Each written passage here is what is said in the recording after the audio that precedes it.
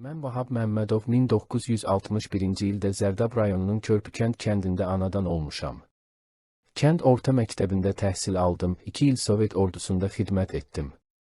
Hərbi xidmətdən qayıtdıqdan sonra Bakı İnşaat Texnikumunda təhsil aldım. Bir müddət Bakı şəhərində tikinti sahəsində işlədim. Ailə qurdum, 2 övladım var. 93-cü ildə Qarabağa yollandım, 704 saylı hərbi hissənin tərkibində torpaqlarımızın müdafiəsi uğrunda döyüşdüm. Ağdamın Mərzili kəndindən tutmuş Füzulinin aşağı Veysəlli kəndinə qədər olan geniş bir əraziyə hissəmiz cavabdeh idi. Yeganə döyüş mövqeyi 704 saylı hərbi hissənin qoruduğu ərazi olub ki, 92-ci ildən geri çəkilmə olmadı. 93-cü ilin yayında itirilmiş mövqelərimizi də dekabr ayında geri qaytardıq.